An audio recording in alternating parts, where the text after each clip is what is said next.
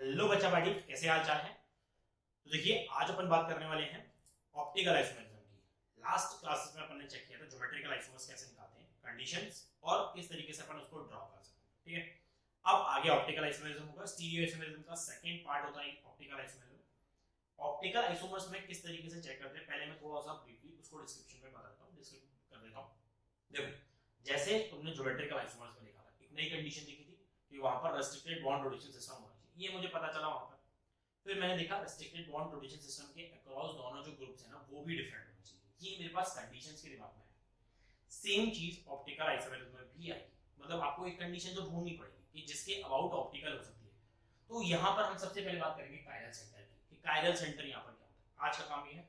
दूसरा, उसका RS configuration कैसे निकाल सकते हैं, ये भी होगा, मतलब आरएस कॉन्फ़िगरेशन किस तरीके से निकाल सकते हैं। जैसे वहां पर इजेड कॉन्फ़िगरेशन किया था, मैंने लास्ट में बताया ना, z is more prior over e, r is more prior over s। तो आरएस कॉन्फ़िगरेशन इसके लिए रखा जाएगा। ठीक है, पहले तो ये पॉइंट हो गया। अब बात करते हैं वहां पर क्या था, नई नई चीजें क्या थी, कंफ्यूजन कहां क्रिएट होती है। ज्योमेट्रिकल आइसोमर्स के लिए रेस्ट्रिक्टेड बॉन्ड रोटेशन सिस्टम होना चाहिए, ना कि सिर्फ डबल बॉन्ड होना चाहिए। सबसे ज्यादा दिक्कत तुम लोगों को इसमें होती है कि तुमने डबल बॉन्ड बना लिया, तुम साइक्लिक चेन में दिखती नहीं हो कि यार ज्योमेट्रिकल हो रही है कि नहीं हो रही है, क्यूमुलेन्स में देखते नहीं हो, ध्यान भूल जाता है यार क्यूमुलेन्स में होती है कि नहीं। सेम चीज यहां पर भी है। ये सिर्फ एक कंडीशन है कायरल सेंटर वाली, ये आगे मैं बताऊंगा कंडीशन कैसे। जैसे वहां डबल बॉन्ड बोला ना, वैसे ही कायरल सेंटर, यहाँ कायरल सेंटर होना ना होना जरूरी नहीं है, कुछ और कंडीशन आगे निकल के आएगी। कायरल सेंटर एक चीज है जिससे कि हम ढूंढ सकते हैं कि कैसे आप ऑप्टिकल आइसोमेरिज्म को चेक कर सकते हैं, तो उसकी ये डेफिनेशन चेक करनी होती है। अब डबल बॉन्ड की तो डेफिनेशन हमें पहले से पता होती है, इसलिए कुछ करना नहीं होता। तो कायरल सेंटर या आरएस कॉन्फ़िगरेशन इसमें चेक करना है। तो चलिए इसको स्टार्ट कर लेते हैं। तो चलिए, मैं हूं आपका दोस्त और आपका teacher Shivam Gupta. So let's start the optical isomerism. देखो, सबसे पहले पढ़ने वाले हैं हम कायरल सेंटर के बारे में।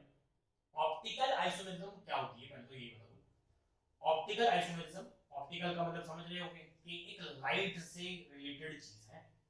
ऑप्टिकल, ऑप्टिकल है ना, ऑप्टिक्स होती है तो लाइट, तो लाइट के फॉर्म में जो कुछ चीज चेंज हो रही हो उसको आइसोमेरिज्म को ऑप्टिकल आइसोमेरिज्म कहते हैं। मतलब लाइट के फॉर्म में, मतलब लाइट से कुछ डिफ्लेक्शन हो रहा होगा, ये पता चलेगा। पर मैं आगे डेफिनेशन और बताऊंगा कि कैसे ऑप्टिकल आइसोमर्स दिखते हैं। मैंने तो भी बस ये बताया रिलेशन लाइट से, ऑप्टिकल का रिलेशन लाइट से जरूर है, तो वो पता चलेगा कि लाइट से डिफरेंस हो रहा है। ठीक है, तो चलो सबसे पहला पॉइंट देखें, कायरल सेंटर। कायरल सेंटर की डेफिनेशन देख लेते हैं। तो पहले हेडिंग लगा लीजिए कायरल सेंटर। कायरल सेंटर भी बोल सकते हो इसको बेटा, या कायरल एटम। हमें ढूंढना है कायरल एटम। कुछ लोग इसको चिराग बोलते हैं, कायरल बोलते हैं, चिराग बोलते हैं, कुछ भी बोलो कोई फर्क नहीं पड़ता अपने को, सब एक ही है ना, सब एक ही है, नाम एक ही है, मतलब वो तरीका एक ही है, कोई दिक्कत नहीं है। अब क्या होता है कायरल एटम या फिर कायरल सेंटर क्या होता है, तो वहां पर sp2 हाइब्रिडाइज्ड डबल बॉन्ड था, यहां पर कोई टेट्राहेड्रल एटम होगा, तो कायरल एटम कहलाता है टेट्राहेड्रल एटम। टेट्राहेड्रल एटम हमें पता है, बहुत बड़े आराम से सुना है, टेट्राहेड्रल एटम कौन सा होता है, कार्बन। तो टेट्राहेड्रल एटम लिख रहा हूं, देखना एटम लिख रहा हूं, कुछ भी हो सकता है। Tetrahedral atom which is connected with four different groups, is connected with four different group, चार different group से जुड़ा होना चाहिए, which is connected with four different groups। देख लो यार, चार different group से connected होगा, that is known as a chiral center। tetrahedral atoms या tetrahedral group या फिर sorry tetrahedral atoms कोई भी हो सकता है। tetrahedral atom के लिए मतलब है sp3 hybridized atom। tetrahedral atom which is attached with four different group is known as a chiral center, is known as a chiral center। ठीक है, और एक और पॉइंट लिख लेते हैं, if atom is chiral, जो भी है जो एटम दिया है, if atom is carbon, if atom is carbon, तो उसको एक स्पेसिफिकली बोल देते हैं, if atom is carbon then it is known as chiral carbon। तो वो cc है, chiral center बोल दो, chiral carbon बोल दो। chiral carbon ढूंढना होता है क्योंकि हम ऑर्गेनिक पढ़ रहे हैं तो कार्बन ज्यादा मिलता है, इस वजह से। बहुत सिंपल सी बात है, चार डिफरेंट ग्रुप दिखने चाहिए। अब देखो, ग्रुप का पहचान तुम खुद से लोगे, मैं बता दूंगा चार डिफरेंट हम आंखों से बता सकते हैं। ग्रुप हो, एटम्स हो, कोई दिक्कत नहीं है, डिफरेंट ग्रुप्स या एटम्स हो, दोनों में से कोई भी चलेगा।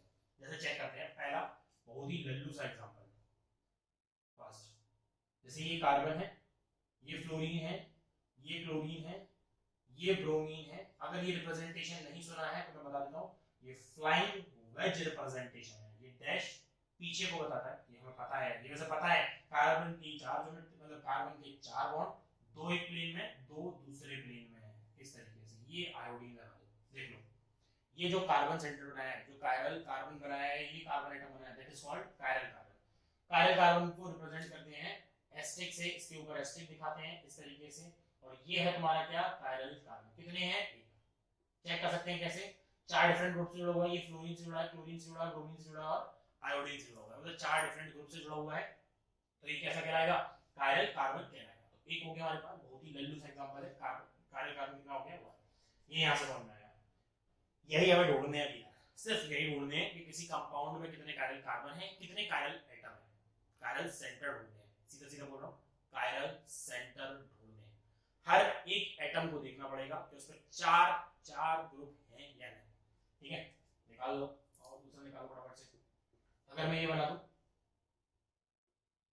Br H,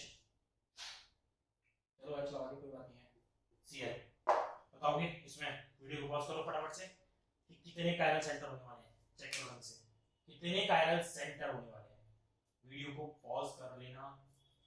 देखिए आपने चेक कर लिया होगा, चेक कर लेते हैं।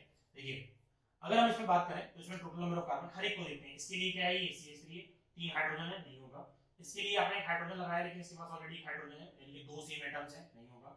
यहाँ पर एक Br है, इसके साथ एक H लगा होगा, एक ये इधर का पूरा ग्रुप है, एक इधर ग्रुप है, 4 वैलेंसी होती है, देख लो ये कार्बन की, तो ये एक होगा कायरल सेंटर, सेंटर बता रहा हूं, कायरल सेंटर, और दूसरा कौन सा हो जाएगा, ये वाला एक कायरल सेंटर होगा, यहाँ क्लोरीन है, यहाँ CH3 है, इस पे एक हाइड्रोजन होगा, और एक इस तरफ ये पूरा ग्रुप होगा, मतलब इस तरफ, यार 4 डंडे ही तो बिछाने हैं उसके, चारों डंडों की तरफ देख लो अलग अलग है, तो कायरल सेंटर कितने हैं यहाँ पे, कायरल सेंटर आए 2, यही तो देखना, ये नहीं था, यही समझने की बात थी इसमें कि वो वाला ग्रुप एटम नहीं था, ठीक है। तो चलिए इसी तरीके से आपको सारे कायरल कार्बन एटम्स काउंट करके देने हैं, फटाफट से मुझे काउंट करके दीजिएगा, वीडियो को पॉज कर लीजिएगा, तुरंत काउंट करके निकाल के दे दीजिएगा कि कितना होने वाला है, चेक करें। तो देखिए एग्जांपल नंबर 3 फटाफट से,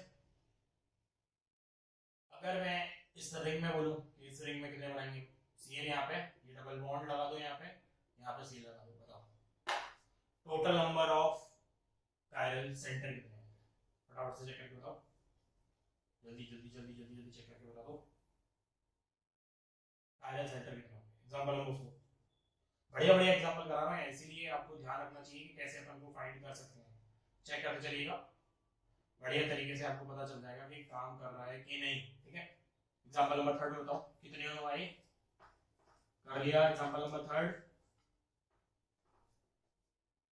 बोलो यार एग्जांपल नंबर 3 हो गया, देखो Cl यहाँ पे लगा हुआ है, क्लोरीन का ये पॉइंट है, यहाँ पर मुझे दिख रहा है एक ग्रुप इधर अलग है, ऊपर Cl है और एक हाइड्रोजन होगा बेचारा, तो ये डिफरेंट है, यहाँ पर कायरल सेंटर होगा, ये है एक, दिख गया sp3 हाइब्रिडाइज्ड कार्बन होना चाहिए, क्या मैं इस पे देखूं, बिल्कुल इस पे भी देख लो, तो ये भी कायरल है, क्या मैं इस पे देखूं, नहीं जरूरत ही नहीं, क्योंकि ये सब CH2 है, यहाँ पर एक्चुअली ना हम दिख रहे हैं, ये सब सिमेट्रिकल है, दो ही बॉन्ड अलग अलग है, बाकी सब दिख रहा है, तो ये हमें पता है। आगे गए तो यहाँ पर देखा, भाई यहाँ पर हमें देखा कि क्लोरीन है, यहाँ पर एक CH2 है, यहाँ पर, लेकिन ये sp3 नहीं है, sp2 है, यही तो दिक्कत है, sp2 है ये, sp3 नहीं है, sp3 नहीं है, इसका मतलब एक टेट्राहेड्रल नहीं है, टेट्राहेड्रल नहीं है तो ये कायरल सेंटर की तरह बिहेव नहीं कर सकता, तो कितने हुए टोटल कायरल सेंटर, यहाँ पे भी कितने हुए हमारे पास, तो ये इस तरीके से आपको कायरल सेंटर फाइंड करनी है, ये कंडीशन नहीं है, सिर्फ एक पॉइंट है, कायरल सेंटर कैसे निकालते हैं ये पॉइंट है, कंडीशन नहीं है ऑप्टिकल आइसोमेरिज्म की, दिमाग में मत रखना, ठीक है। फोर्थ वाले के लिए सोचो कितना आएगा, फोर्थ वाले के लिए फटाफट से निकालो बेटा, कितना आएगा, सोच के बता देते, फोर्थ वाले के लिए कितना आएगा, हो गया होगा, देखो फोर्थ वाले में कायरल सेंटर किसी का आ रहा होगा 0, किसी का आ रहा होगा 1, तो ये है कायरल सेंटर टोटल, सेंटर है। कायरल कार्बन की बात करूं मैं, कायरल कार्बन कितनी है इसमें, आंसर बोलोगे नहीं तो कायरल कार्बन लेंगे 0, बिल्कुल सही सोच रहे हो, कायरल कार्बन 0 कैसे, देखो ये वाला कार्बन कायरल नहीं है, ये वाला कार्बन कायरल नहीं है, ये वाला कार्बन कायरल नहीं है, क्योंकि सबसे नहीं अटैच्ड, 4 डिफरेंट ग्रुप है, ये एटम इस बेचारे को स्टार्ट कर, इसका हाइब्रिडाइजेशन sp3 है, बहुत सही, 4 डिफरेंट ग्रुप है कि नहीं, ये देखो एक ऑक्सीजन है, एक तरफ ये ग्रुप है, दूसरी तरफ ये ग्रुप है, और तीसरी तरफ ये लोन पेयर भी है, 4 डिफरेंट ग्रुप है, देख लो यार। अब मैं तुम्हें क्या थ्योरी बताने वाला पता है, 4 डिफरेंट ग्रुप है, कैसे सोच रहे हैं हम, lone pair is also considered as a group, last class में बताया था मैंने, EZ कॉन्फ़िगरेशन जब मैंने बताया था कि CIP सीक्वेंस के according lone pair is also considered as a group, lone pair को ग्रुप की तरह कंसीडर कर सकते हो, sp3 हाइब्रिडाइज्ड है, 4 डिफरेंट ग्रुप है, तो कायरल सेंटर की तरह बिहेव करेगा। देख लो CIP सीक्वेंस को यहाँ पर लग जाए, ये तुम्हें दिमाग में आ गया होगा कि यहाँ हम यूज कर रहे हैं। ठीक है, चलो फिफ्थ पॉइंट देखो फटाफट से। ये ऐसे टाइप के स्ट्रक्चर देखिए, तो और भी टाइप के स्ट्रक्चर्स बना सकता हूँ, जैसे कि ये मान के चलो, ये देखो, ये डंडे वाला वही है ना, तो यहाँ पे ऊपर COH दे रखा है, यहाँ OH दे रखा है, यहाँ H दे रखा है और यहाँ CH2, that is called lactic acid. याद रखना, लैक्टिक एसिड कहलाता है, दूध में मिलता है लैक्टिक एसिड। आप कहोगे हम तो दूध तो पीते ही हैं, तो मिल्क शेक पीते हैं, अबे तो मिल्क शेक में भी मिल्क में ही है, शेक में भी होगा तब भी मिलेगा, तो ये है लैक्टिक एसिड। इसके लिए बताओ, ये जो एटम दिख रहा है ना, ये कार्बन होता है क्रॉस पे। फिशर रिएक्शन फार्मूले का रूल है ये, फिशर रिएक्शन फार्मूला शायद नहीं देखना आता हो, पर अभी थोड़ी देर में हम चेक भी कर लेंगे। फिशर रिएक्शन में ये डॉट है, ये कार्बन को बताता है, ये बॉन्ड्स हैं, ये जो बॉन्ड्स हैं वो ऊपर की तरफ है दोनों, और ये जो बॉन्ड्स है वो पीछे की तरफ है। मैं भी 2 मिनट में कार्बन की ज्योमेट्री दिखा दूंगा, पहले आप इसको चेक करो। देखो ऊपर कि कितने कायरल सेंटर इसमें होने वाले हैं। देखिए लास्ट क्लास में अपन ने ये देखा था, लास्ट क्लास में अपन ने ये देखा था, इसमें मैं बता रहा हूं कि कार्बन के दो बॉन्ड्स किस तरीके से अपन ने फिशर रिएक्शन पे रिप्रेजेंट किए हैं। चलो देखो, निकल जा भाई, क्या निकल आया, देखो ये है कार्बन, ये अपन ने कार्बन देख लिया। इस कार्बन के बेचारे की देखो कैसे निकल रहा है। वैज और डैश बनाते हैं, तो वैज और डैश के लिए दो तो बोर्ड के प्लेन में और एक आगे और एक पीछे, जैसे ऐसा है, दो तो बोर्ड के प्लेन में, ये दोनों बोर्ड के प्लेन में, ये आगे और ये पीछे, ये वैज और डैश। देख लो वैज और डैश इस तरीके से, दो बोर्ड के प्लेन में जो मैंने पकड़ रखे हैं वो बोर्ड के प्लेन में, एक तुम्हारी तरफ और एक दूसरी तरफ, है ना, बाटली बराबर। इसके लिए जब बनाते हैं, इसके लिए तो यहाँ चारों बॉन्ड एक ही प्लेन में लिख दिए मैंने, तो चारों बॉन्ड को क्या करना, उसने पटक दिया, फ्लैट कर दिया है, फ्लैट कर दिया है ऐसे करके, ये फ्लैट कर दिया हो कहीं ना कहीं, ये ऐसे दे रखा है ना, ऐसे फ्लैट कर दिया हो, ये सीधा कर दो, इसको सीधा कर दो। तो उसने क्या किया ना, जो ऊपर वर्टिकल लाइंस में, जो वर्टिकल लाइन में वो बॉन्ड कौन से हैं, जो पीछे की तरफ है, ऐसे ऐसे जो वर्टिकल लाइन में है ये वो बॉन्ड है जो पीछे की तरफ है, दोनों पीछे की तरफ। सेम चीज है, जो हॉरिजॉन्टल लाइन में है वो आगे की तरफ बॉन्ड है, यानी कि ये दोनों बॉन्ड आगे की तरफ ऐसे यूं मुंडी गर्दन लगाई हुई है सांप की तरह, ऐसे सांप बन गया वो यूं दो बार उंगलियों से करके। जो दो पीछे हैं ये ऐसे कर देते, ऐसे, ये ऐसे पीछे दो और ये दो आगे की तरफ। इस तरीके से ये फिशर प्रोजेक्शन फार्मूला ड्रॉ किया जाएगा। डोंट वरी, आगे मैं फिर लिख दूंगा, बट ये लिख सकते हो। हॉरिजॉन्टल लाइन क्या मतलब है कि ये बिलो द प्लेन है, ये सॉरी ये अबव द प्लेन है, ये अबव द प्लेन होते हैं, यहीं पे अपने इंफॉर्मेशन बता दी मैंने उसे, और ये बिलो द प्लेन होते हैं, बिलो द प्लेन। ये हमें लाइन पता चल गई है, ये जो बॉन्ड्स होंगे वो बिलो द प्लेन की तरफ है। ठीक है, कायरल सेंटर कितना होगा बेटा, कायरल सेंटर होगा एक अकेला, एक कौन सा कायरल सेंटर होगा, ये मैंने लिखा है कायरल सेंटर हमारे पास। इस कार्बन की जरूरत अभी हमें नहीं है, अभी चेक करते हैं आगे। और कंपाउंड्स मैं एक और बना देता हूं। Lone pair is also considered as a group, ये हमें पता चल गया है, कायरल सेंटर फाइंड करना पता चल गया है कि किस तरीके से आप कायरल सेंटर को पता कर सकते हैं। तो देखिए एक और क्वेश्चन ले लेते हैं, ये मिला है तो आपको कुछ और भी मिलता है, जैसे कि इस तरीके का कंपाउंड मिल सकता है। एग्जांपल नंबर 6 देख लो, ये बहुत ही कॉमन एग्जांपल्स हैं जो कि आपको केमिस्ट्री में आइसोमेरिज्म में मिलेंगे ही मिलेंगे। OH H OH H और COH, that is called tartaric acid. Tartaric acid, ये टार्टरिक एसिड कहलाता है भाई। अब इस टार्टरिक एसिड के लिए कितने कायरल सेंटर होंगे, देख रहे हैं हमें, ये वाला है, ये सेंटर, ये वाला है, ये सेंटर, तो कायरल सेंटर कितने हैं हमारे पास, तो ये आपने निकालना सीख लिया है कायरल सेंटर को। स्टूडेंट्स कायरल सेंटर निकालना बहुत इजी है, चेक करना है कि 4 डिफरेंट ग्रुप थे कि नहीं, इसको नोट कर लो, इसको हटा देता हूं, फिर बताता हूं मैं RS कॉन्फ़िगरेशन के लिए कि क्या काम RS कॉन्फ़िगरेशन, इन्हीं कायरल सेंटर का कॉन्फ़िगरेशन निकालना है, समझ आ रहा है ना। वहां पर मैंने डबल बॉन्ड, तो मैं भी बोल रहा हूं डबल बॉन्ड को इससे रिलेट मत करना, ये एक कंडीशन होगी, और भी तरीके पे आएगी। इन्हीं कायरल सेंटर का क्या निकालना है, कॉन्फ़िगरेशन निकालना है, तो RS कॉन्फ़िगरेशन यहां डिसाइड किया जाता है, EZ कॉन्फ़िगरेशन डबल बॉन्ड के लिए डिसाइड किया जाता है। तो चलिए चेक करते हैं, अब RS कॉन्फ़िगरेशन की बात करेंगे, इसको नोट कर लीजिए, हटा देता हूं इसको। चलिए देख लेते हैं, नेक्स्ट है RS configuration on flying wedge representation. Flying wedge representation में RS, देखो RS कॉन्फ़िगरेशन में दोनों पे चेक करना होगा, मतलब कार्बन के कितने टाइप के रिप्रेजेंटेशन होते हैं उसमें सिखाने का पार्ट है।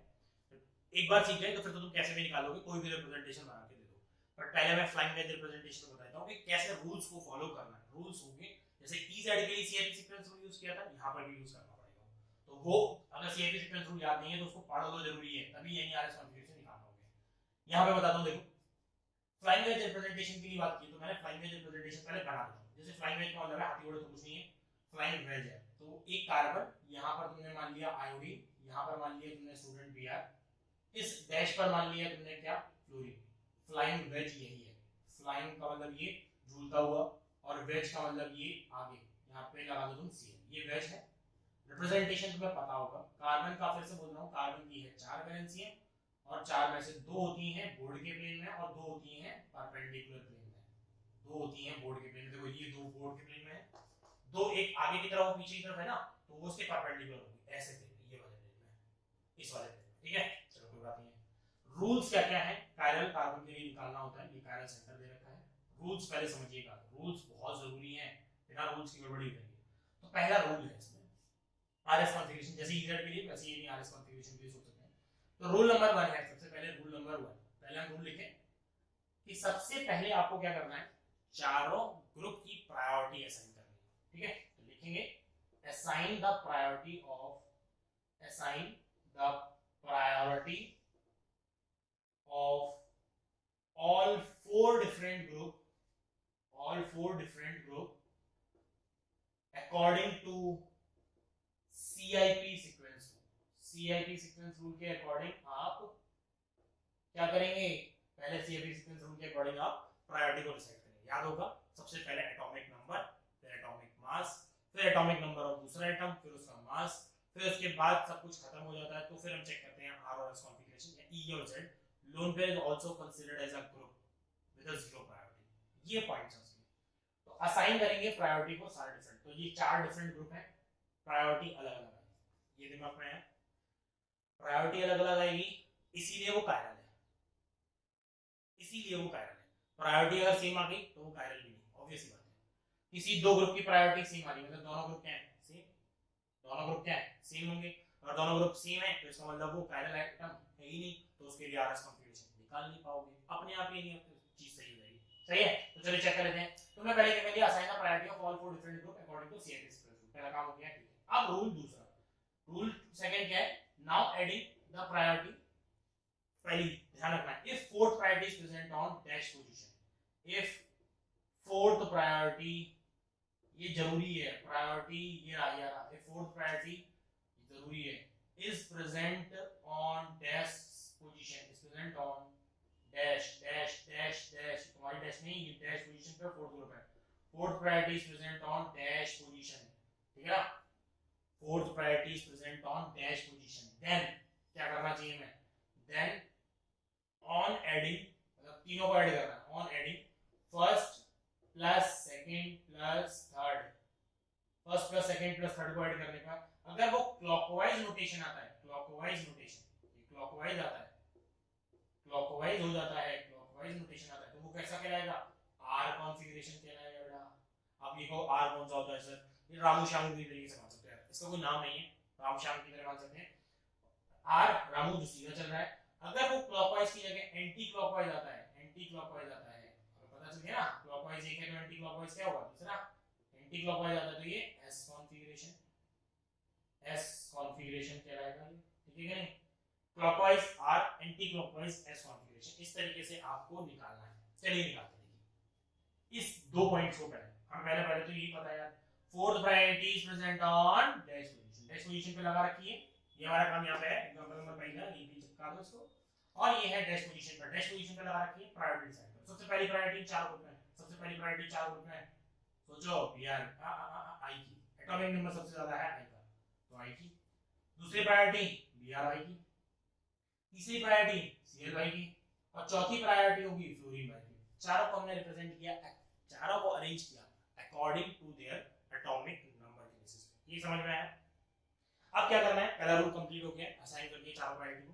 दूसरा, चौथी प्रायोरिटी को घूर के देखना है, घूर के दिखा, वो पीछे की तरफ है, तो डर गया पीछे की तरफ है, तो फोर्थ प्रायोरिटी डरी हुई है, पीछे की तरफ होनी भी चाहिए, तो डरी हुई है। Now adding first second third, add करो, ऐड का मतलब ऐसा नहीं है ना आई लिखो बी आर लिखेंगे सी लिखेंगे, ला ऐड मारा, ये क्या भैया ऐसे ऐड थोड़ी होता है, एटॉमिक नंबर को ऐड थोड़ी करना है, फर्स्ट सेकंड थर्ड को ऐड करना, मतलब कि यहां से चलिए आप रास्ते पे चलिए, पहले को लेके चलिए, दूसरे को लेके चलिए, तीसरे को लेके चलिए, तो रास्ते में क्या क्या आया, रास्ता कैसा चल रहा है, एंटी क्लॉकवाइज चल रहा है। समझ में आया रास्ता कैसा चल रहा है, पहले से चले और तीसरे की तरफ जा रहे हैं, दूसरे के साथ लेके, पहला दूसरा तीसरा लेके गए और ऐसे जा रहे हैं, एंटी क्लॉकवाइज आ रहा है। तो इसका कॉन्फ़िगरेशन कैसा हुआ, एस कॉन्फ़िगरेशन। किसका, कार्बन का, भाई कॉन्फ़िगरेशन कार्बन का है ना, अरेंजमेंट आएगा वो कार्बन का है, एस कॉन्फ़िगरेशन इसका हो गया। आई थिंक समझ में आ गया होगा। एस कॉन्फ़िगरेशन अगर सीधा चलता तो ये कैसा होता, आर कॉन्फ़िगरेशन की तरह काम कर रहा होता। अगर सीधा चलता तो आर कॉन्फ़िगरेशन की तरह काम कर रहा होता। बहुत सिंपल है, इस तरीके से आपको प्रायोरिटीज डिसाइड करनी है। ठीक है, समझ में आ गया होगा, सिंपल है। अगर fourth priority is present on dash तो भैया डायरेक्टली ऐड करो, चेक खत्म करो। पहली पॉइंट तो ये समझना है। रूल नंबर 3 भी लिखना है। इफ, यहां पे लिख रहा हूं, if fourth priority is not present on dash, if fourth priority is not present on dash, अगर डैश पर नहीं है तो क्या करेंगे हम, रूल नंबर 3 को फॉलो करेंगे। ये लिखो, ये लिखना क्यों जरूरी पता है, लोग अपने आप ही काम करने में चालू कर देते हैं, ऐसे कर दो।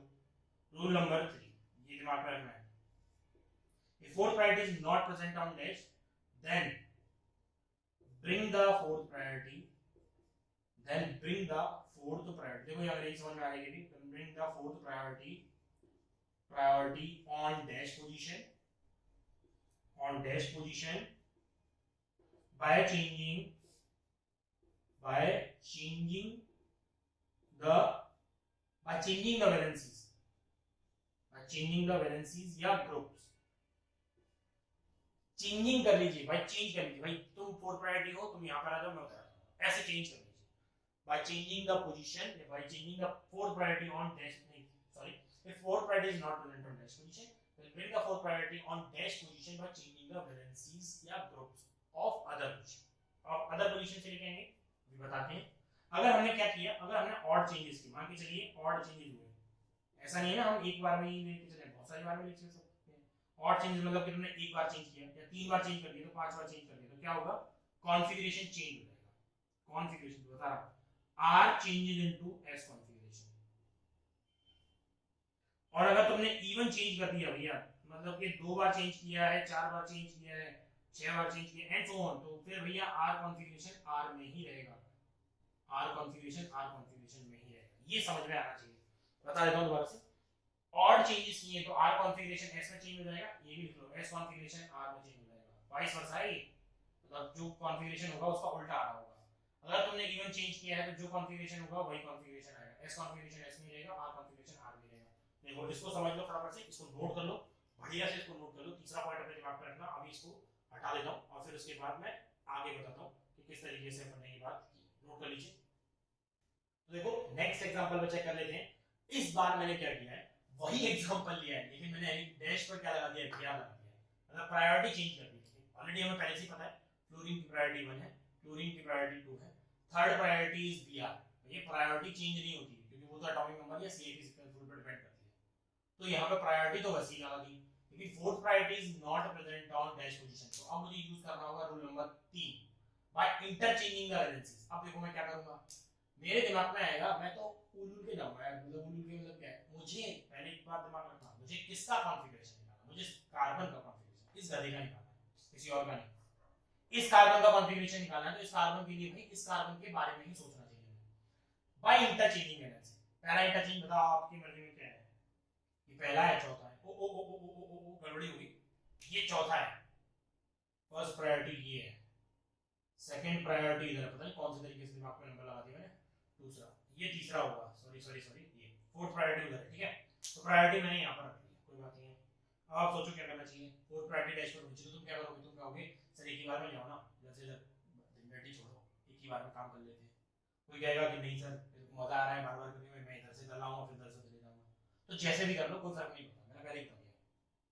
बस इतना ही याद होना चाहिए, एक इंटरचेंज मारोगे मतलब एक तुमने वैलेंसी इधर उधर की, कॉन्फ़िगरेशन चेंज होने लगती है, बस ये एक चेंज की, कॉन्फ़िगरेशन चेंज, फिर से की, फिर से चेंज, तो चेंज दो ही बार है ना, एक बार उल्टा हुआ ये, फिर एक बार फिर उल्टा हुआ तो सीधा हो गया, फिर एक और उल्टा हुआ तो फिर से उल्टा हुआ, ऐसे ही होगा ना। तो यही तरीका है, बात क्लॉकवाइज होगा, एंटी क्लॉकवाइज होगा, फिर क्लॉकवाइज हो जाएगा, ऐसे ही होगा।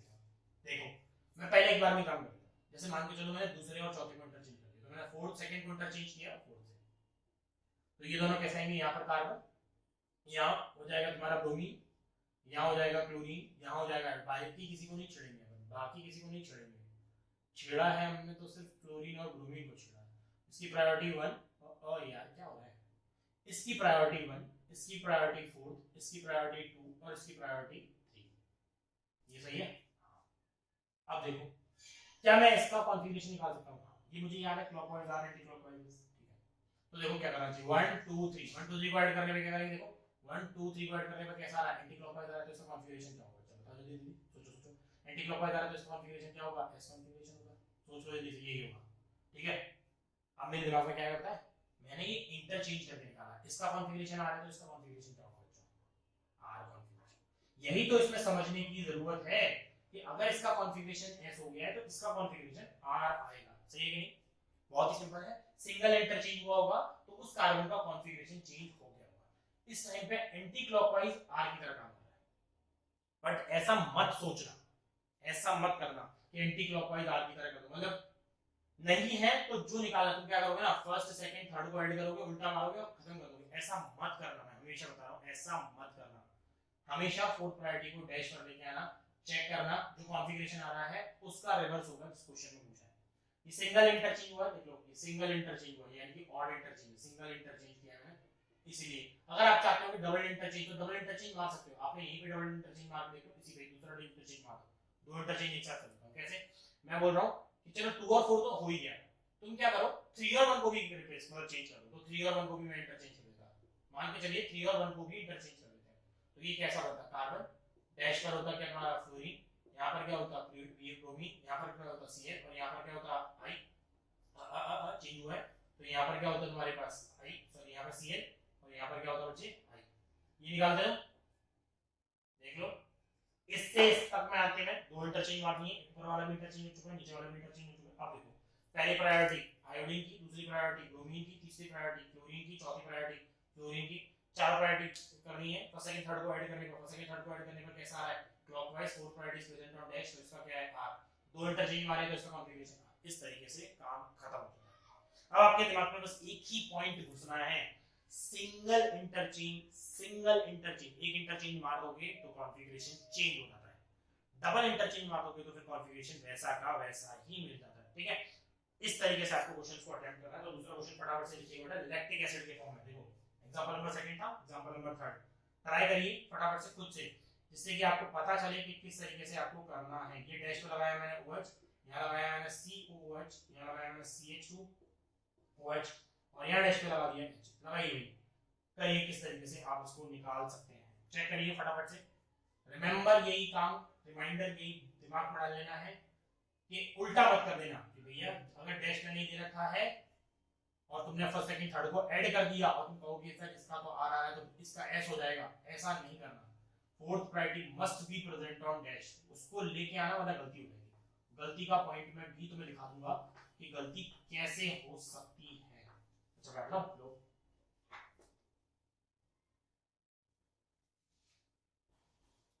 क्वेश्चन करो थर्ड वाला कि किस तरीके से आप थर्ड वाले को निकाल सकते हो। फटाफट से वीडियो को पॉज कर लो, चेक कर लो कि क्वेश्चन में किस तरीके से आपको क्लियर करना है, फिर अपन इसको देखते हैं, चेक करें। चलिए चेक कर लेते हैं। कार्य सेंटर कौन सा है, सिर्फ एक ही है, ये वाला। फर्स्ट ऑफ ऑल सबसे पहले आपको प्रायोरिटी डिसाइड करनी है, तो इसमें देखिए कार्बन से जुड़ा हुआ है ऑक्सीजन, कार्बन से जुड़ा हुआ कार्बन कार्बन, यानी कि फर्स्ट प्रायोरिटी है। सेकंड प्रायोरिटी कार्बन कार्बन, यहां पे H2 है, दो हाइड्रोजन है, तो सेकंड प्रायोरिटी ये है। थर्ड प्रायोरिटी ये होगी और फोर्थ प्रायोरिटी ये होगी। हमें ये दिमाग में आ गई भाई, ये अब मेरे दिमाग में घुस चुकी है, कोई दिक्कत नहीं है, मुझे पता है प्रायोरिटी हाल कैसे करनी है, ठीक है। फर्स्ट और सेकंड को इंटरचेंज कर दो, मेरे को दिमाग में यही सोचना है, फर्स्ट और फोर्थ को इंटरचेंज करो। ये रहा फर्स्ट कहां है, यहां यहां मेरा फर्स्ट है, फर्स्ट सेकंड थर्ड को घुमाइए ऐसे एंटी क्लॉकवाइज, यानी कि ये क्या है एस, तो इसका क्या होगा आर। ये कॉन्फ़िगरेशन आपने निकाली भाई सब, ये जरूरी है। देखो मैंने एक ही बार में बता दी, कैसे किया है फिर से बताता हूं। फर्स्ट सेकंड थर्ड को प्रायोरिटी डिसाइड कर लो, फर्स्ट सेकंड थर्ड फोर्थ होगी, थर्ड को इधर लेके आया, फोर्थ को इधर लेके, फर्स्ट को इधर लेके, फोर्थ मतलब फर्स्ट और फोर्थ में मैंने इंटरचेंज किया, जिससे लग नहीं रहा है वो धीमे धीमे काम करना चाहता है, वो क्या करे, वो सॉल्व कर रहा है ऐसे, वो लिखे इस तरीके से COH, यहां पर CH2OH और फिर यहां पे क्या लिखे डैश पर लगाता हुआ, दौड़ता हुआ डैश पर लगाता हुआ H और यहां पे डैश पे लिखे OH और priority first second third. First second third को देखो एंटी क्लॉकवाइज, तो ये कैसा है R, इसका कैसा होगा R, S, सॉरी ये ऐसे, तो ये हो जाएगा R, ठीक है। पर मैंने यहां क्या किया, मैंने यहाँ क्या किया, मैंने दिमाग में ही सोच लिया कि ये फर्स्ट है, फर्स्ट सेकंड थर्ड को इंटर, ये देखो एंटी क्लॉकवाइज आ रहा है, तो इसका क्या है, सीधा कर दो, घुमा दो क्लॉकवाइज आ रहा है। ऐसे तुम ये नहीं करोगे कि सर छोड़िए ना, फोर्थ को वहीं रहने दीजिए, फर्स्ट सेकंड थर्ड को घुमाइए, कैसा आ रहा है क्लॉकवाइज, फर्स्ट सेकंड थर्ड को, तो आ रहा हो गया, वरना एंटी क्लॉकवाइज कर देंगे गड़बड़ हो जाएगी, पता ही नहीं चलेगा। सॉरी दोबारा बताओ, फर्स्ट सेकंड थर्ड को घुमाइए, फर्स्ट सेकंड थर्ड को घुमाइए, कैसा आ रहा है, देखिए सर एंटी क्लॉकवाइज आ रहा है, लेकिन ये तो डैश करते हैं, उसको क्लॉकवाइज कर दो तो आ रहा हो गया। आधे से ज्यादा गधे यही काम करते हैं, मैं बता रहा हूँ यही काम करते हैं, फर्स्ट सेकंड थर्ड को ऐड करेंगे एंटी क्लॉकवाइज, ये डैश का नहीं है तो ये आ गया, क्यों, क्योंकि ऐसा आ रहा था, डैश नहीं था, नहीं करना है, देखो कैसे नहीं करना, इसका क्वेश्चन का तरीका क्यों नहीं होता ये। एग्जांपल नंबर 4 देखो, कहां नंबर फंस जाओगे, 4 देखो यहां दे रखा है COH, यहां दे रखा है तुम्हें, देखो बढ़िया सा क्वेश्चन है, यहां ऊपर दे रखा है OH, यहां डैश में दे रखा है तुम्हें Cl, और यहां दे रखा है तुम्हें H, है ना। इसको चेक करके बताओ कि इस पे किस तरीके से आपका आने वाला है, आपको क्लियर हो जाएंगी चीजें, जब आपका फर्स्ट और थर्ड अपोजिट होंगे ना तब क्लियर हो जाएंगे, ऐसा मत कर देना, उसमें बता रहा हूं ये चीज, ऐसा मत कर देना। इसके लिए निकालो, चलो फटाफट से निकाल के चेक करो कि क्या आने वाला है कॉन्फ़िगरेशन। इसको हटा देते हैं अपन, फिशर प्रोजेक्शन फॉर्मूले पे आप कॉन्फ़िगरेशन देखना सीख गए हैं, इसको हटा देता हूं मैं, इसके लिए निकाल के बता दो आप कि इसके लिए क्या कॉन्फ़िगरेशन आपका आने वाला है, फटाफट से चेक कर लो बेटा क्या आएगा जल्दी से, देखो करते हैं। इस कायरल कार्बन का निकालना है, एक ही कायरल कार्बन है हमारे पास अभी, प्रायोरिटी डिसाइड करेंगे तो क्लोरीन की सबसे पहले आएगी, फिर ऑक्सीजन की OH या सेकंड, थर्ड प्रायोरिटी ये और फोर्थ प्रायोरिटी ये आपकी, फर्स्ट और फोर्थ को इंटरचेंज करेंगे तो फर्स्ट इधर फोर्थ इधर, फर्स्ट सेकंड थर्ड को क्लॉकवाइज एंटी क्लॉकवाइज, तो इसका कॉन्फ़िगरेशन ऐसा देखिए, स्पीड ऐसा नहीं है, मैं निकाल ही रहा हूं, जैसे आप निकाल सकते हैं जैसे आप निकाल सकते हैं वैसे, फर्स्ट को इधर लेके आया, फोर्थ को इधर लेके आया, फर्स्ट को यहाँ एज्यूम किया, फर्स्ट सेकंड थर्ड को ऐड किया, क्लॉकवाइज हो रहा था तो R है, उल्टा कर दिया तो S हो गया बस। लेकिन मैं फर्स्ट को और फोर्थ को इंटरचेंज किया हूं, ये दिमाग में आया है, तो ये जरूरी है, ठीक है। चलिए ये वैसे टाइप के क्वेश्चन आपको कर लेने चाहिए, आपको आ जाने चाहिए।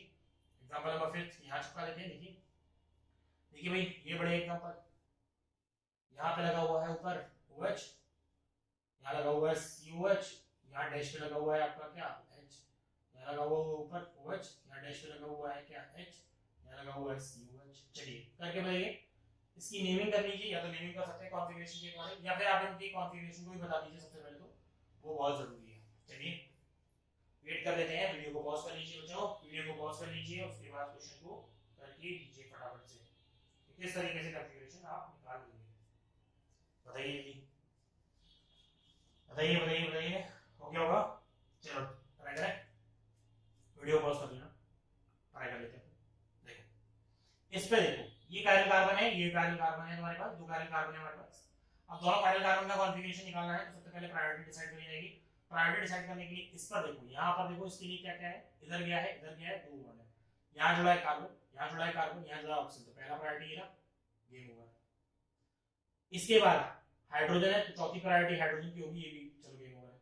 इधर का देखो, ये कार्बन से 3 ऑक्सीजन है, अगर 3 ऑक्सीजन के दिमाग में देखो, डबल बॉन्ड O और ये OH है, तो 3 ऑक्सीजन है, यहाँ हो गई, यहाँ कार्बन से एक हाइड्रोजन है, एक ऑक्सीजन और एक कार्बन है, तो तीसरी प्रायोरिटी, सॉरी दूसरी प्रायोरिटी इधर, और तीसरी प्रायोरिटी इस बॉन्ड को, यानी कि इस पूरे ग्रुप को, सोचो दूसरी प्रायोरिटी इधर और तीसरी प्रायोरिटी इस ग्रुप को। अब तुम्हारा इसका काम है, फर्स्ट सेकंड थर्ड को ऐड करो, फोर्थ प्रायोरिटी डैश पर है, काम हो गया, फर्स्ट सेकंड थर्ड को ऐड करो, कैसा आ रहा है एंटी क्लॉकवाइज, तो इसका कॉन्फ़िगरेशन S, यही तो लिखना आना चाहिए, S कॉन्फ़िगरेशन है, ठीक है, ये काम हो गया।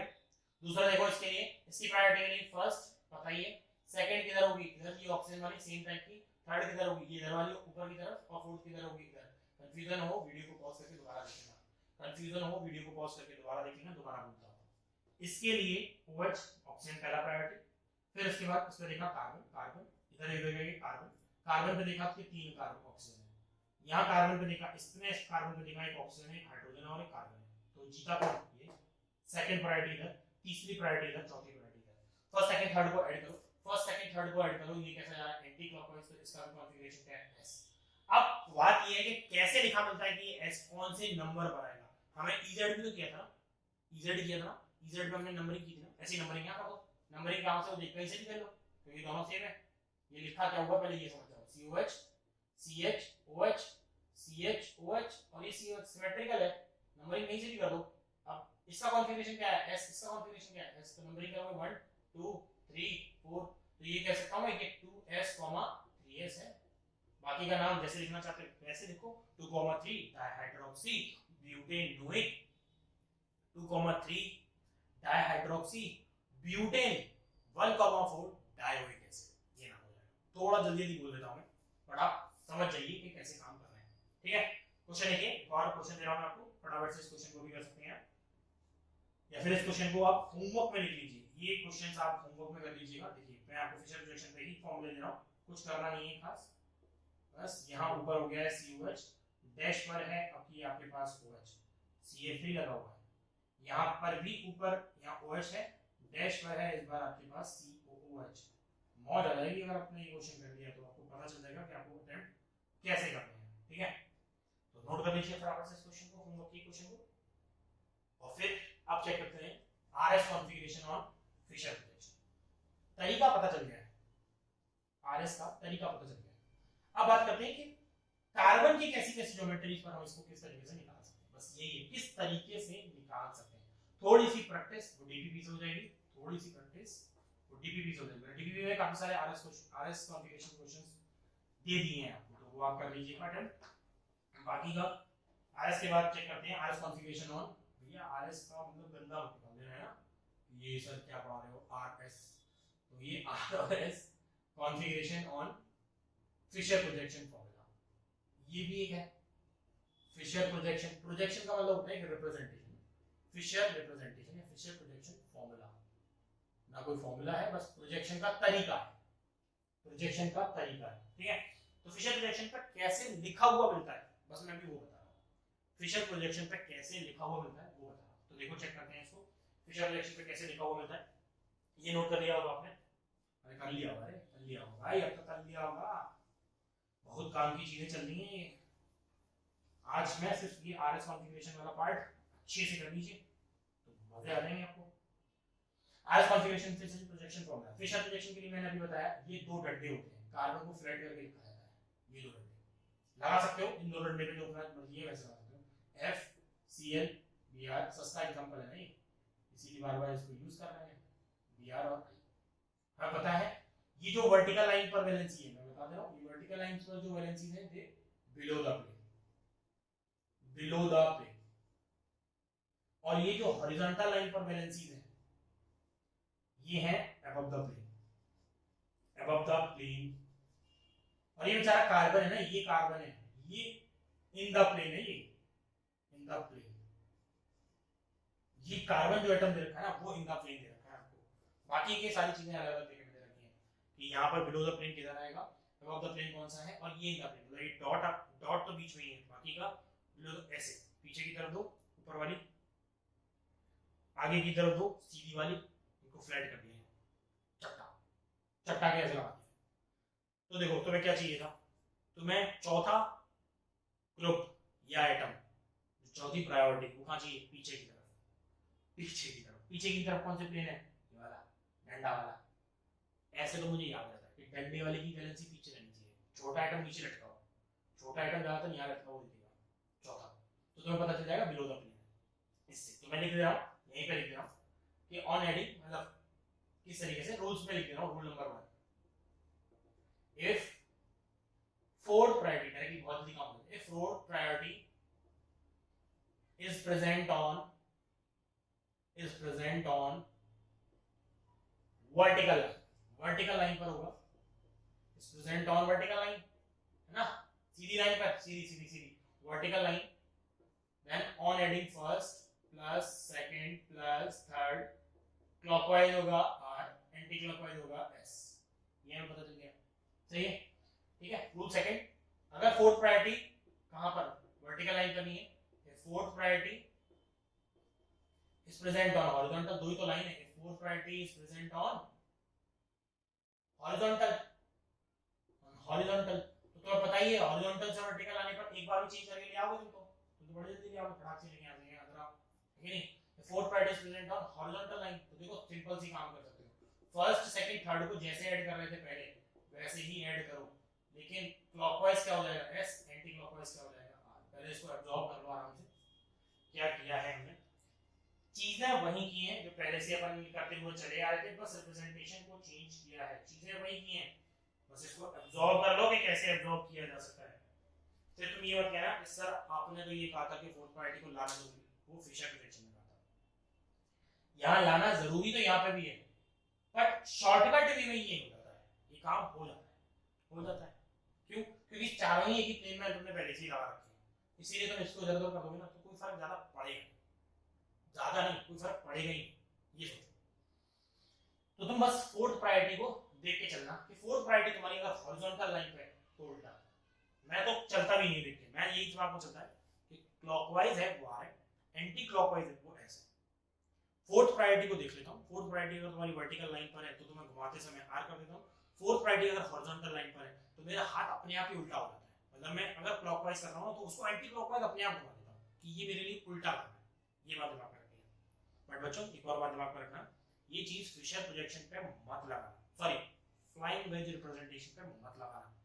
फ्लाइंग वेज पर फोर्थ प्रायोरिटी, अगर फोर्थ प्रायोरिटी तुम्हारी डैश पर नहीं आएगी तो तुमसे गड़बड़ी हो जाएगी, एडिंग के टाइम पे गड़बड़ी हो जाएगी, आई एम डैम श्योर होती है।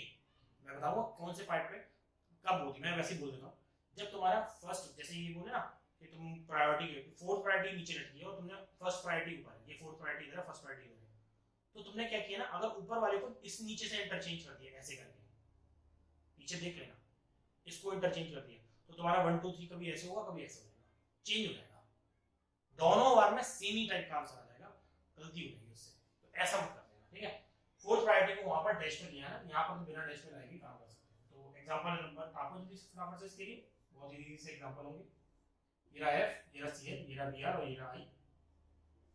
ये एग्जांपल हटा दिए, ये वाला एग्जांपल निकाल के बताओ कि इसका आरएस कॉन्फ़िगरेशन क्या आएगा।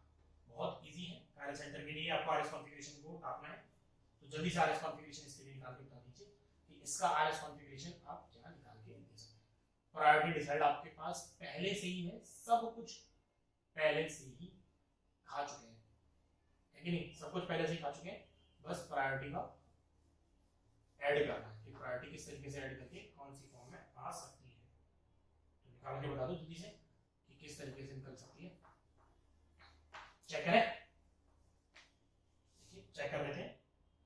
सबसे पहली प्रायोरिटी नंबरिंग के अकॉर्डिंग आयोडीन, फिर बीआर, फिर सीएल और फोर्थ प्रायोरिटी फ्लोरीन। बताइए पीछे की तरफ है on adding first second third, ये कैसा आ रहा है एंटी क्लॉकवाइज, इसका कॉन्फ़िगरेशन एस कॉन्फ़िगरेशन, ये समझ जाना इजी है। सेकंड, अगर अब आपको COH OH H CH2OH lactic acid बना के दिया है, इसके लिए बना के बताओ क्या होगा, इसके लिए बना के देखो क्या होगा, नोट कर लेना फटाफट से। एग्जांपल नंबर थर्ड, यही है मोटिव इसका कि आरएस कॉन्फ़िगरेशन निकालना सीधा ये दोनों पर COH, जो पुराने एग्जांपल थे जो फिशर प्रोजेक्शन पर बनाए हैं ना वही बना रहा हूं मैं, वही बना रहा हूं, कोई भी डिफरेंस नहीं कर रहा हूं, कुछ भी डिफरेंस नहीं कर रहा हूं ज्यादातर मैं, वही एग्जांपल को टाप रहा हूं, अपनी एग्जांपल बचा रहा हूं कि ऐसे मान के चलो तुम दो OH यहां पर H, यहां पर H और यहां पर COH और यहां पर भी COH, इस तरीके से निकाल के चलो, फटाफट फटाफट निकाल के चलो, क्या नहीं बनने वाला है। ये आपका थर्ड फोर्थ हो गया है, यहां पे हम आगे फिफ्थ देख लेते हैं, चेक कर लिया होगा सेकंड वाला, लाओ भाई सेकंड वाला चेक कराओ, सेकंड वाला क्या होगा देखो, फर्स्ट प्रायोरिटी, अब देखो यार जिसको प्रायोरिटी नहीं आ रही है वो वीडियो लेक्चर देखिए इजेड वाला कॉन्फ़िगरेशन कैसे निकाला था, वरना यार प्रायोरिटी नहीं आएगी तो ये चीज तो नहीं होगी तुमसे, ऑब्वियस सी बात है। अब आगे की चीज भी तुम कैसे निकालोगे, क्योंकि जब तक प्रायोरिटी नहीं आएगी आरएस कॉन्फ़िगरेशन नहीं निकलेगा, और आरएस कॉन्फ़िगरेशन हेल्प करेगा तुम्हारा आरएस के बाद ऑप्टिकल आइसोमेरिज्म को चेक करेगा, वो हेल्प करेगा, तो वो भी जरूरी है यार ये तुम निकालना सीख जाओ अच्छे से, ठीक है। चेक कर लेते हैं, देखो इसके लिए first priority is OH, second priority is COH, third priority is this and fourth priority is this. Fourth priority किस पर है, हॉरिजॉन्टल, ऐड करो फर्स्ट सेकंड थर्ड, क्लॉकवाइज आ रहा है, sorry first second third anti clockwise आ रहा है, इसको घुमा दो उल्टा कर दिया तो आर हो गया। कैसे भी सोच सकते हो, फर्स्ट सेकंड थर्ड को ऐड किया फोर्थ प्रायोरिटी अगर हॉरिजॉन्टल लाइन पर है तो वो एंटी क्लॉकवाइज एंटी क्लॉकवाइज क्या हो जाता है, आर हो जाता है। ये दिमाग में आ जाएगा, एंटी क्लॉकवाइज पहले एस था अब आर हो जाता है, ये दिमाग में आ जाएगा। या फिर तुम उठा के घुमा दो अपने हाथ को, फर्स्ट सेकंड थर्ड हाथ घुमाना, चलो आर कॉन्फिगरेशन, ऐसे समझ में आना चाहिए। ठीक है, थर्ड और फोर्थ को हटाओ जल्दी से कि किस तरीके से क्वेश्चंस आपके आएंगे, बताइए। थर्ड वाले के लिए निकाल के दीजिए, थर्ड वाला किस तरीके से होगा, क्या क्वेश्चन में आएगा आंसर, हो गया। चलो देखते हैं, प्रायोरिटी फिर से डिसाइड करते हैं। फर्स्ट प्रायोरिटी ओएच की, सेकंड प्रायोरिटी ऊपर वाले की, थर्ड प्रायोरिटी नीचे पूरे ग्रुप की, और फोर्थ प्रायोरिटी यही। तो फर्स्ट सेकंड थर्ड ये घुमा आ रहे, चेक कर लो, चेक कर लो फटाफट से। First second third anti clockwise आ रहे, first second third anti clockwise आ कर दिया, क्योंकि फोर्थ प्रायोरिटी डैश पर है, मतलब सॉरी फोर्थ प्रायोरिटी कहां पर है, हॉरिजॉन्टल लाइन पर है। फर्स्ट सेकंड प्रायोरिटी नीचे वाली, थर्ड प्रायोरिटी ऊपर वाला ग्रुप, इसको हटाओ, ये तीसरा इसका था, ये तीसरा तुमने इसका भी ले लिया, third priority, first second third fourth priority यहां पर, फर्स्ट सेकंड थर्ड ये क्लॉकवाइज घूम रहा है, एंटी क्लॉकवाइज हो जाएगा, ये एस कॉन्फिगरेशन। यही तो मजा है, आपको स्पीड बढ़ानी है प्रैक्टिस ज्यादा करनी पड़ेगी। आर एस कॉन्फिगरेशन की स्पीड बढ़ानी है, प्रैक्टिस जितनी ज्यादा हो जाएगी उतना फायदा। निकाल के चेक कर लिया, अब इससे इसका मजा देखो, क्या तुम्हें दिख रहा है ऊपर वाले में और नीचे वाले में फर्क पड़ा है, नहीं, क्यों, क्योंकि OH इधर है, H इधर है, COH इधर है, पूरा का पूरा ग्रुप इधर है, तो क्या इसका कॉन्फ़िगरेशन चेंज हुआ होगा, यही तो मुझे समझाना है, क्या इसका कॉन्फ़िगरेशन चेंज हुआ होगा, सोचो क्या इसका कॉन्फ़िगरेशन चेंज हुआ, नहीं इसका कॉन्फ़िगरेशन आ रही है। इसमें क्या हुआ है, OH और H में इंटरचेंज हुआ है, और तुम्हें पता है single interchange configuration change, single interchange configuration change, तो लगाओ क्या आएगा यहाँ पे, ये था S तो ये हो जाएगा R। निकाल सकते हो, बिल्कुल निकाल सकते हैं, कैसे, 1 2 3 1 2 3 R, यहाँ पर 1 2 ऊपर होगा 3 1 2 3 एंटी क्लॉकवाइज और सीधा कर दो R, ये हो गया। ये तरीके हैं आपके R और S कॉन्फ़िगरेशन। अब मैं ये भी बता दूं नंबरिंग, तो देखो अब तुम कहोगे सर नंबरिंग नंबरिंग नंबरिंग, अगर इसकी आईपीसी नेम कर रहा है तो कैसे करोगे बताओ, नंबरिंग कहां से करके लेके जाओगे, नीचे से या ऊपर से, सिमेट्रिकल है, दिमाग में आता है सिमेट्रिक नंबरिंग, सिमेट्रिकल है तो कहीं से करो, नीचे से कर लो, नहीं क्यों, इसका कॉन्फ़िगरेशन R इसका S, तो अगर मैंने नीचे से नंबरिंग की तो 1 2 3 और 4, तो नीचे से नंबरिंग करने पर 2 पर S आता है और 3 पर R आता है, तो ठीक है, और ऊपर से नंबरिंग करने पर 2 पर R आता है और 3 पर S आता है, ये भी है। किसको प्रायोरिटी दोगे, याद आएगी, R is more prior over S, तो that is true, that is true, that is wrong। तो इसका कॉन्फ़िगरेशन होगा 2R, 3S, बाकी लिख सकते हो 2, 4 dihydroxy butane, 1, 4 sorry 2, 3 1, 4 dioic acid, इस तरीके से आप लिख दीजिएगा, राइटिंग अच्छी नहीं है, वो तो वैसे भी नहीं थी, और ये समझ में आ गया होगा, ठीक है। इसके लिए भी सेम है, ये तो दोनों बराबर है, तो चाहे 2, 2R, 3R ब्रैकेट में लिखो, जैसे EZ लिखते थे वैसे ही, EZ लिखते थे वैसे ही, ये कर लिया है। एग्जांपल नंबर 5 बेटा अपने आप करना, इस क्वेश्चन के बाद अब आप अपने आप करना, सारी चीजें मैंने आपको बता दी हैं कि आरएस कॉन्फ़िगरेशन कैसे डिसाइड किया है, बाकी सारी चीजें आपके हाथ में आ चुकी हैं, ये क्वेश्चन आप अपने आप कर सकते हैं। यहाँ पर OH है, यहाँ पर OH है, यहाँ पर OH है, यहाँ पर ये H है, यहाँ पर ये H है, यहाँ पर COH और यहाँ पर COH। आप निकालिएगा कि कैसे आप प्रायोरिटी को डिसाइड कर सकते हैं, ये है आपका होमवर्क। देखिए ये हो गया आज का काम फिनिश, यानी कि आरएस कॉन्फ़िगरेशन मैंने आपको बता दिया, ठीक है। मैंने इसमें आरएस कॉन्फ़िगरेशन बताया है, ज्योमेट्रिकल आइसोमर से रिलेटेड एक फॉर्म बताइए, that is chiral carbon. Geometrical isomer से नहीं, ऑप्टिकल से ही है, लेकिन ज्योमेट्रिकल में हमने रेस्ट्रिक्टेड बॉन्ड रोटेशन सिस्टम बोला था, यहाँ हमने कायरल सेंटर ढूंढा है, एक नई चीज हो गई है। ऑप्टिकल की कंडीशन तो आगे ही बताऊंगा, पॉइंट इज की कंडीशन कुछ नहीं होती है, स्टीरियोजेनिक एरियाज ढूंढने होते हैं, and chiral centre is a type of stereogenic area. Chiral centre is a type of stereogenic area, stereogenic area की तरह काम करता है बस। तो वही है जैसे ज्योमेट्रिकल में स्टीरियोजेनिक एरिया बोलते हैं ना, ऑर्थो पर हो सकता है, क्यूबिलिस हो सकता है, सेम ही चीज होगा। कायरल सेंटर सिर्फ एक स्टीरियोजेनिक एरिया की तरह काम करेगा, और भी हो सकते हैं बट एक नया आया है मार्केट में, तो वो भी देख सकते हो, ठीक है। आरएस कॉन्फ़िगरेशन कंप्लीट है। नेक्स्ट वीडियो में अपन बात करेंगे सिमेट्री ऑफ कंपाउंड की। कि कंपाउंड की सिमेट्री कैसे चेक करते हैं। ऑप्टिकल को पढ़ने के लिए पहले हथियार लेने पड़ते हैं, तो वही है कायरल सेंटर, और अब आएगा सिमेट्री ऑफ कंपाउंड। तो नेक्स्ट वाला वीडियो भी काफी इंपॉर्टेंट होने वाला है। इस वीडियो में किसी को कोई भी डाउट हो तो मुझसे पूछ लेना, कमेंट जरूर करके बता देना यार सेक्शन में कि किस तरीके का वीडियो आपको लगा, कोई डाउट है वो पूछना। डीपीपी मैंने आपको उसमें बना दी है, तो उसके लिए प्रैक्टिस कर लीजिएगा अच्छे से, बाकी पढ़ते रहिए। Hope you like the video, thank you.